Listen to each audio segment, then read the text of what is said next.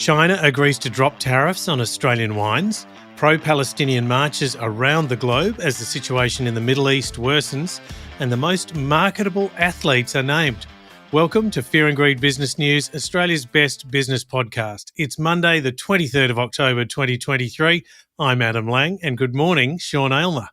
Oh, Adam, so nice to hear your dulcet tones so early on a Monday morning. Michael, of course, is off for a few weeks' well-earned holiday. Ha! Sort of well-earned. But it's great to have you on board, Adam. Well, you've let the rookie off the bench, and I'll give it my best shot, okay? I wouldn't call you a rookie. So immediately after the show, stay listening for Sean's chat with Nathan Zayer, Morningstar's bank analyst. Yeah, so this is really interesting. We go through the big four banks, Westpac, Commonwealth Bank, ANZ and National Australia Bank, in that order, to chat about the prospects for those big four in terms of investing and returns for investors. Nathan has a slightly contrary view, so it is well worth a listen. Then we talk about the sector generally and what's going on there. So if you're an investor, an Australian investor, it's really hard to ignore the big banks. It is well worth a listen. If you are an investor, of course, so get some personal advice because we are not an investment podcast. So it's important that you seek your own advice, but it's definitely well worth listening to this one with Nathan Zayer from Morningstar. Sean, I love a contrary view, as you know, so I will be listening closely. So the main story this morning, and this is exciting news, China has agreed to drop punitive tariffs on Australian wine, the last major trade sanction against Australian exports that is ahead of a visit by Prime Minister Anthony Albanese next month. Albanese yesterday said he'll make the first bilateral trip to China by an Australian Prime Minister since 2016. He's going to do that from the 4th to the 7th of November. He will meet President Xi Jinping. As we speak, he's in the air on the way to the US for an official visit to Washington, D.C. and talks with US President Joe Biden, where undoubtedly the relationship with China will feature heavily. The removal of tariffs on wine announced yesterday will take place over 5 months, and the Prime Minister welcomed the decision, saying it adds to strong trade benefits between both countries. In return, Australia will suspend its World Trade Organization challenge to the wine tariffs. Back in 2020, under the Scott Morrison government, China imposed a bunch of sanctions the sanctions on $20 billion worth of exports. Not so good. One company hit particularly hard then, who was very happy yesterday, Adam, is Treasury Wines. They, of course, are the owner of Penfolds. They sold a lot into China. They got hammered by the tariffs. Yesterday, the boss, Tim Ford, said he was happy there was a path forward, allowing Australian brands and wine to be sold into the Chinese market. Sean, you mentioned that the Prime Minister, Anthony Albanese, is heading to the USA. What is the goal of his visit? Photo opportunities? I don't know. Him and Joe? No, Prime Minister, I apologise. I'm sure that's not the case. Now, look, according to different media reports, he's got quite a few goals. He wants to enable Australian companies to tap into the Biden administration's big spending Inflation Reduction Act, including developing incentives for American firms to invest in Australia. He'll also try to kickstart AUKUS-related legislation, which has stalled because of congressional dysfunction in the US. More on that shortly.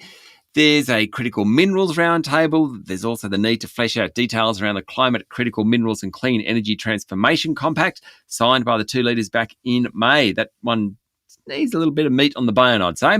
Albanese and Biden are actually getting to know each other pretty well. 9 meetings in less than 18 months.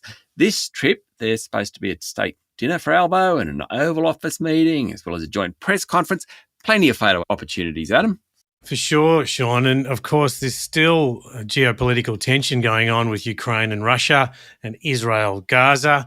Joe Biden's heading over there. So this is an incredibly important time internationally. Yeah, sure is. I mean, it's so much, I suppose, geopolitical tension at the moment, really heightened at incredibly scary levels in many ways. Aside from all of that, Sean, how did the local markets perform last week?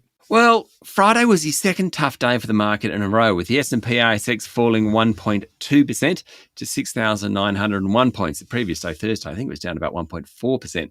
The drop reflects fears about what's going on in the Middle East and what that means for oil prices. The big miners tumbled. The four major banks and Macquarie also fell by around 1% or more.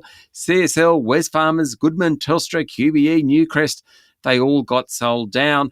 I would say a sea of red ink, but normally I hold my yourself back from saying that with Michael because he just gets cranky when I use those euphemisms. But you'd be happy with that, wouldn't you? See you ready? I like it. Yeah, absolutely. It's very descriptive, visceral. Yeah, totally. Visceral, there's a good word. The energy giants, particularly Santos, outperformed. I suppose that's not surprising given they benefit from higher oil prices. For the week, the local market was down 2.2%. You can expect continued volatility this week. That's very much about the uncertainty around the Middle East.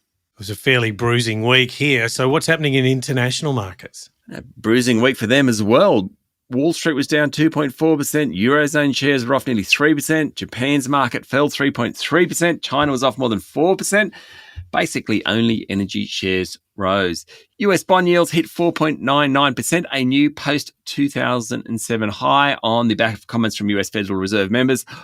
Of course, oil's up, so too gold prices, and the Aussie dollar starts the week buying about 63 US cents. Sean, bond yields at 4.99%. As you said, a new post-2007 high. That was back global financial crisis territory.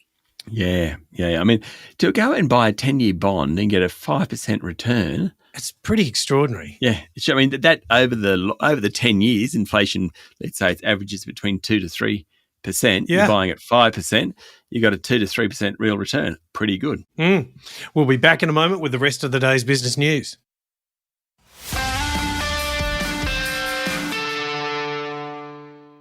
There were several large pro-Palestinian marches over the weekend as the war in the Middle East intensifies.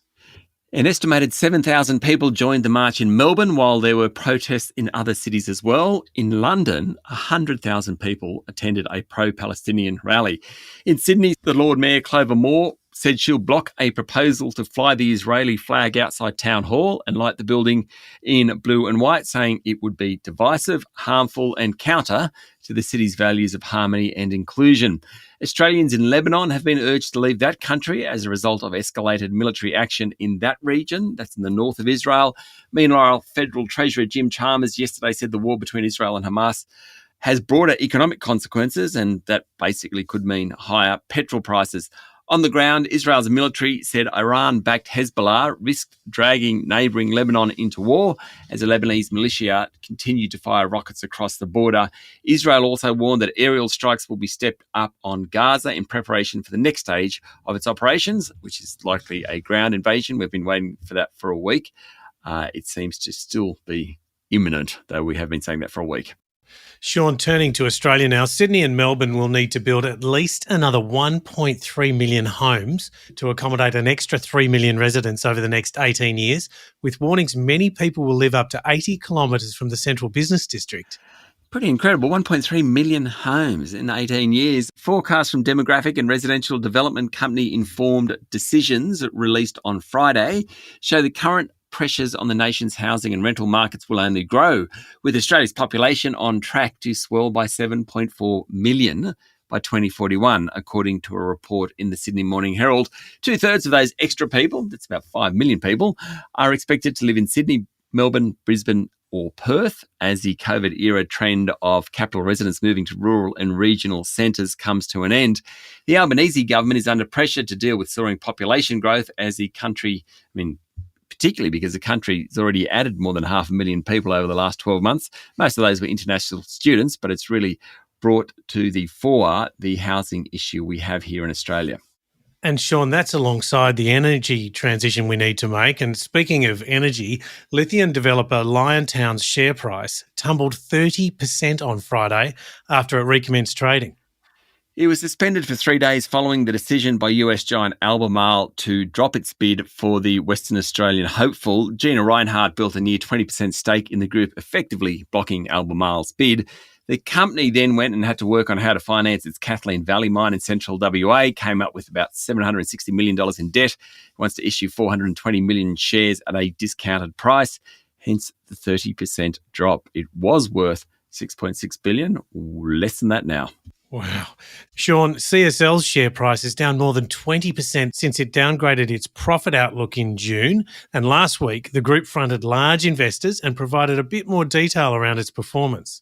According to the Financial Review, there's a bunch of things going on. Profit margins in the CSL Behring business, which collects and processes plasma to make several treatments for immunodeficiency and autoimmune diseases, have been hit by higher collection costs. There's also competitive pressures on iron deficiency specialist Vifor, which CSL bought late last year. Its key drug, Ferinject, is set to face competition from generic treatments next year when it loses exclusivity. And there's been growing concerns that obesity drugs, such as Novo Nordisk's blockbuster Ozempic, could hurt Vifor's dialysis business. Chief Executive Paul Perreault was confident about the future. He said the company's scale, it's huge, it employs more than 32,000 people in 100 countries, can take growth to a new level. Still, investors are just a little unsure on CSL. Sean, the Qantas AGM is only a couple of weeks away and it is going to be a doozy. 5 major proxy advisors, they're the people who advise shareholders on how to vote at the AGMs, have recommended investors reject Qantas's executive pay scheme. Yes, and they want more details over why the board hasn't hit the hip pocket of management after an adverse High Court ruling in the last year and the flights credit saga. A couple of the advisors have recommended voting against the motion that new Chief Executive Vanessa Hudson be granted long-term incentive payments for this financial year. Now, back in 2018, National Australia Bank received 88% of votes against its remuneration report. I reckon Qantas could give that one a shake. It follows news on Friday that airfares at the national carrier will rise by 3.5% from this Friday on the back of higher oil prices, given the Treasurer's comments yesterday. Jim Chalmers coming and saying prices on the way up. It ain't looking good for travellers. Qantas' share price hit a 1-year low on Friday. Another great annual general meeting to watch will be Endeavour at the end of the month. Pub's billionaire Bruce Matheson Sr. will use his 15% stake to vote against a long-term incentive bonus for the company's chief executive, Steve Donoghue, at Endeavour's upcoming annual general meeting. Adam, you've run a public company. Now, clearly we're not going to say this is a shit fight because we wouldn't use that language on Fear and Greed. What is the corporate speak for what's going on with the Endeavour board? A ruckus? A ruckus. A kerfuffle? A kerfuffle among the directors. So Bruce Matheson Sr., this is, who he's been at war with Endeavour, its chair, Peter Hurl, and the CEO, Mr. Donoghue, for the last few weeks. Part of it's been over the election of Bill Wavish as a director. Now, he's released the voting intentions of his family's holding in Endeavour. The billionaire has been highly critical of the way the company's been run, blaming Hurl and Donoghue. Mr. Matheson Sr. is Endeavour's largest shareholder. He's voted his block of shares in support of Mr. Wavish to the board. His son, Bruce Matheson Jr., is also up for re-election. Not surprising, Bruce Matheson Sr. is supporting Bruce Matheson Jr. Mind you, there's a bunch of other shareholders who aren't overly enamoured with the idea that Bill Wavish will join the board.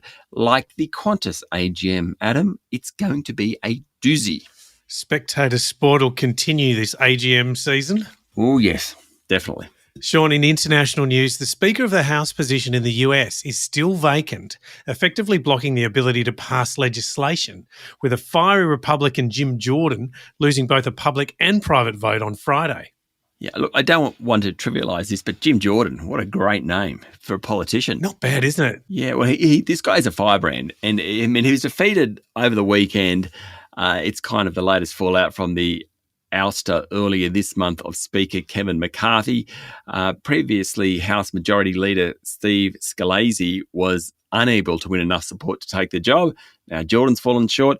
The impasse has left the House frozen and unable to consider legislative initiatives, including the expiration of the government's current funding next month, assistance for Israel, assistance for Ukraine. According to the Wall Street Journal, lots of legislation is now just in a holding pattern. It can't get through without a Speaker of the House. Sean, this has been fascinating watching the politics in the US play out, and it's happened now for months, especially with funding, as you said, and now it's going to continue. I'll be watching this one closely. Yeah, totally. US politics is great sport. Sorry, Americans, but it is great sport. Like, the theatre of US politics is quite phenomenal. We'll just keep spectating. Sean, and the annual list of the most marketable athletes from Sports Pro has come out, and at the very top is football genius Lionel Messi, followed by basketballer LeBron James. Number 3 was Alex Morgan, who is an American women's footballer. We are talking soccer. Yes, admittedly, the list is US focused. And Alex Morgan isn't the only female footballer in the top 10. Megan Rapinoe, who you might remember has taken on Donald Trump at times, she was very high profile in the World Cup here in Australia, also made the list at number 5. So we have Lionel Messi, LeBron James, Alex Morgan. Number 4 was Giannis. Now, I would like to say his Greek surname, but I'm going to insult every Greek. Universally, he's known as Giannis. He's such a spectacularly good basketball, but I'm going to get his name wrong, so I'm just going to go Giannis. We all know who Giannis is. Antetokounmpo. Thank you. Antetokounmpo. I'm in. You're in. Well done. 3-pointer. Nice work. So where are we going here? Number 5 is Megan Rapinoe. Number 6 was Alpine skier Michaela Schifrin. 7 was Lewis Hamilton, the F1 driver.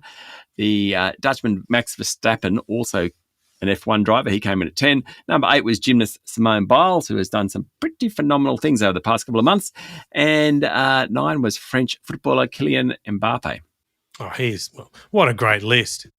Sure is. Just voyeurism at its finest. Yeah, and Sean, up next is the Fear and Greed Daily interview with Nathan Zaya, as we said earlier. He is Morningstar's bank analyst. Yeah, Nathan tells us what he thinks of the big 4 banks, what he thinks of the sector generally. If you're interested in investing, listen up. And a contrary view. I'll be listening for sure. That's up next in the Fear and Greed playlist on your favourite podcast platform or at fearandgreed.com.au. Thank you, Sean. Thank you, Adam. It's Monday, the 23rd of October, 2023. Make sure you're following the podcast. Join us online on LinkedIn, Instagram, X and Facebook. And please, have a great day.